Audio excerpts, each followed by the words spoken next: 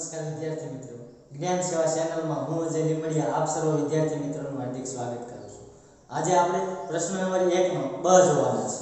તો સૌપ્રથમ પ્રશ્ન નંબર 1 નો બ આપ્યો છે કે નીચેના દાખલા ગણો અને 4 માંથી ગમે તે 3 કુલ ગુણ 6 આવેલા છે। એમાં પ્રકરણ નંબર 7 એમાં ચાલો પ્રશ્ન નંબર 1 જોઈએ કે નીચેના પ્રશ્નોના જવાબ આપો। એમાં પહેલો પ્રશ્ન 60 વિદ્યાર્થીઓમાંથી 12 વિદ્યાર્થીઓને ફૂટબોલ રમવું ગમે છે તો કેટલા ટકા વિદ્યાર્થીઓને ફૂટબોલ રમવું ગમે છે? તો સૌપ્રથમ અહીંયા લખી નાખીએ કે 60 વિદ્યાર્થીઓમાંથી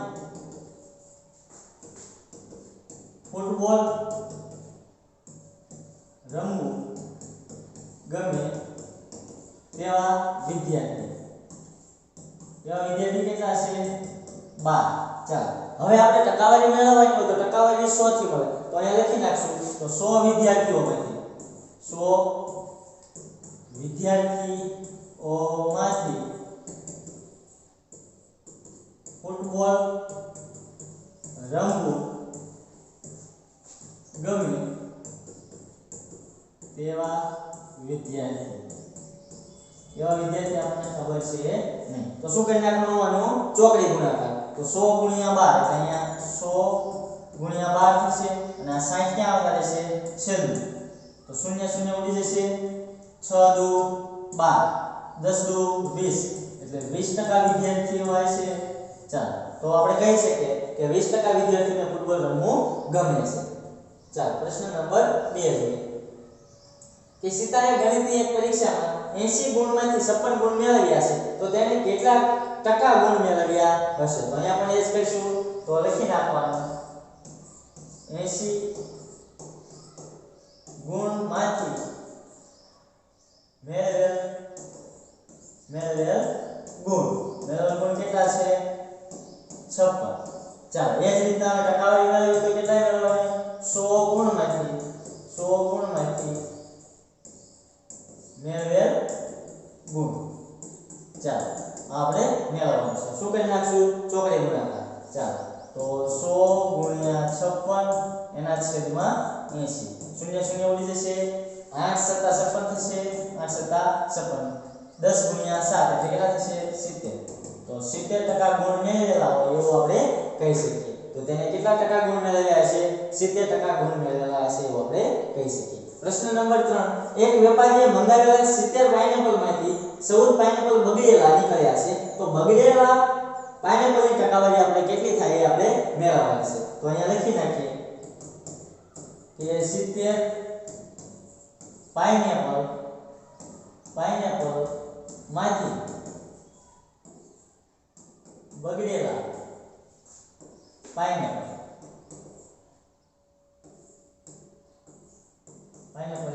સંખ્યા કેટલી છે? 14। તો 100 એ કેટલી થાય એ આપણે મેળવી નાખીએ કારણ કે આપણે ટકાવારી મેળવ્યો તો 100 પાઇનેપલમાંથી બગડેલા પાઇનેપલની સંખ્યા ચાલો આપણે મેળવવાનું છે ચોકડી ગુણાકાર કરશું એટલે શું થશે 100 ગુણ્યા 14 એના છેદમાં કેટલા આવશે 70। ચાલો 0 0 ઉડી જશે 7 દુ 14 તો 10 ગુણ્યા 2 એટલે કેટલા થશે 10 દુ 20 એટલે 20% પાઇનેપલ એ બગડેલા નીકળ્યા।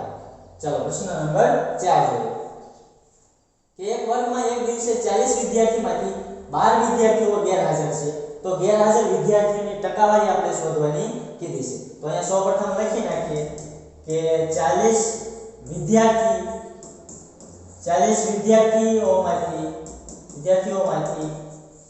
ગેરહાજર વિદ્યાર્થીની સંખ્યા। ચાલો વિદ્યાર્થીની સંખ્યા કેટલી છે? ગેરહાજર વિદ્યાર્થીની સંખ્યા 40 માંથી 12 તો આપણે ટકાવારી મેળવીએ તો 100 વિદ્યાર્થીની સંખ્યા એ કેટલી? તો અહીંયા લખી નાખવાનું કે 100 વિદ્યાર્થીઓમાંથી ગેરહાજર વિદ્યાર્થીની સંખ્યા સંખ્યા કેટલી? ચાલો તો 100 વડે ગુણાકાર એ રીતના તો શું કરશું 12 ગુણ્યા 100 અને 40 એના છેદમાં. ચાલો શૂન્ય શૂન્ય ઉડી જશે 4 તેરી 12 3 ગુણ્યા 30 એટલે કેટલા થશે 30%. તો આપણે કહી શકીએ કે ગેરહાજર વિદ્યાર્થીની સંખ્યા કેટલી હતી ટકાવારી 30%. ચાલો પ્રશ્ન નંબર 2 જોઈએ કે કુલ રાશિ શોધો કે જેમાં કે 5% બરાબર 600 થાય. એટલે આપણે અહીંયા કોઈ એકમ લેવાનો છે કે x ના 5% બરાબર શું થાય 600 થાય. તો આપણે અહીંયા શું લઈશું ચલ x તરીકે લઈશું. તો અહીંયા સૌપ્રથમ લખશું કે x ના 5% x ના 5% બરાબર કેટલા થાય 600. તો સૌપ્રથમ અહીંયા x ગુણ્યા ના છે એટલે ગુણાકાર 5% છે એટલે છેદમાં 100 બરાબર 600. x ને કરતા કરીએ x ને કરતા કરીશું તો શું થશે 100m 600m. હવે આ 100 ગુણ્યા ક્યાં જતા રહેશે ઉપર આની સાથે ગુણાઈ જશે અને 5/4. હવે કેટલા થશે 20 પંચા 100 થશે અહીંયા 20 પંચા 100. ચાલો એ જ રીતના 6 દુ 12 12 ની પાછળ 3 શૂન્ય એમને. ચાલો 12 ની પાછળ 3 શૂન્ય એમને. ચાલો x ના 5% 600 ક્યારે થાય 12000 કિંમત હોય ત્યારે એના 5% 600 થાય. ચાલો પ્રશ્ન નંબર 2 જોઈએ 12% ના 1080 ક્યારે થાય. તો અહીંયા સૌપ્રથમ આપણે એ જ રીતના લખશું કે x ના 12% બરાબર 1080. ચાલો x 9 ની જગ્યાએ ગુણ્યા 12% ના દૂર કરવા માટે છેદમાં 100 લખવા પડશે 1080 એમ. ચાલો એ જ રીતના સાદુરૂપ આપશું તો શું થશે 1080 એમ ના ગુણ્યા આ 100 ક્યાં જતા રહેશે સામે એટલે ગુણાઈ જશે અંશમાં અને 12 એના છેદમાં. ચાલો છેદ ઉડાડો હોય તો 12 9 108 થાય 12 9 108 આ શૂન્ય પાછળ એમ. ચાલો હવે 9 ગુણ્યા 100 એટલે 900 પાછળ એક શૂન્ય એટલે 9000 એટલે x બરાબર કેટલા મળશે 9000. તો આપણે કહી શકીએ કે 9000 ના 12% એટલે 1080 થાય. ચાલો આ રીતે આપણે લખવું હોય તો તમે લખી પણ શકો. ચાલો પ્રશ્ન નંબર 3 જોઈએ કે 40% બરાબર 500 કિલોમીટર થાય. તો x ના એ આપણે એ જ રીતે લખશું કે x ના 40% બરાબર 500 કિલોમીટર. ચાલો એ જ રીતના x ગુણ્યા 40% દૂર કરવા માટે છેદમાં 100 લેવો પડશે બરાબર 500. ચાલો હવે x ને કરતા કરીએ શું કરશું 100 સામેની સાઈડે અંશમાં જતા રહેશે 40 છેદમાં આવતા રહેશે. તો 500 ગુણ્યા 100 ના છેદમાં 40 શૂન્ય શૂન્ય ઉડી જશે. ચાલો હવે છેદ ઉડાડવો હોય તો કઈ રીતના 2 2 4 2 પંચા 10. ચાલો એ જ રીતના હવે બે ભાગ કરવા હોય તો આના 250 ગુણ્યા 2 કરીએ તો 500 થાય એટલે 2 2 ઉડી જશે અહીંયા અને ગુણ્યા 2 એટલે 2 2 ઉડી જશે. ચાલો 25 પંચા 125 એટલે પાછળ શૂન્ય મૂકી દઈએ એટલે 25 પંચા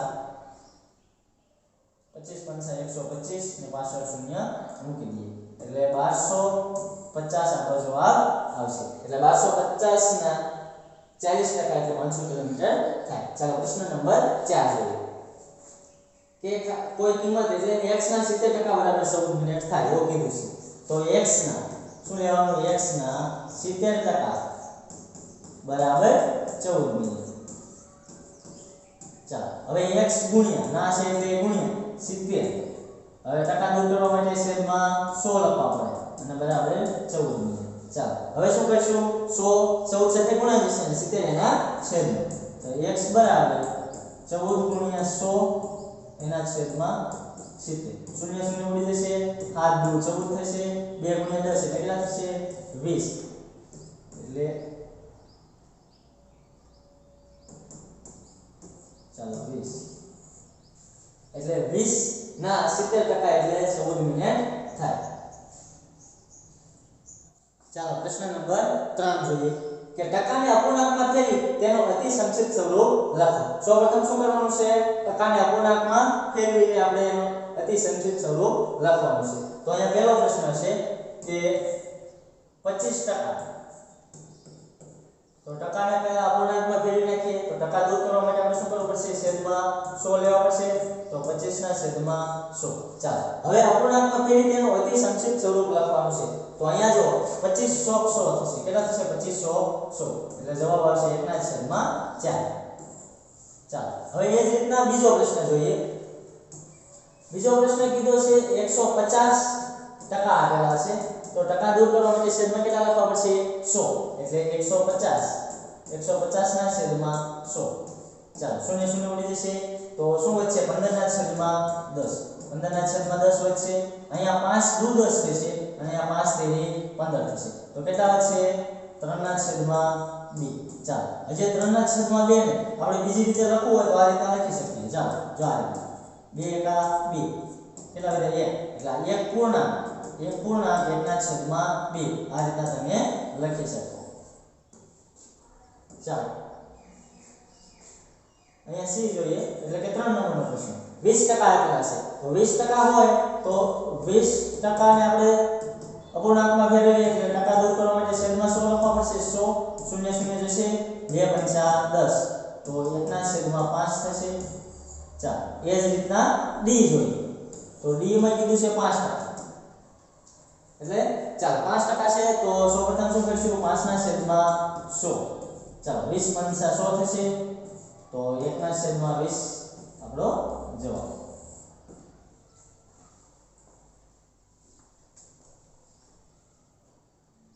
ચાલો પ્રશ્ન નંબર 4 જોઈએ કે નીચેના પ્રશ્નોના જવાબ આપો. એમાં પહેલો પ્રશ્ન છે કે ₹6000 નું 9% લેખે 2 વર્ષનું સાદું વ્યાજ શોધો. તો સૌપ્રથમ આપણે સૂત્ર લખી નાખીએ કે I PRT ના છેદમાં 100.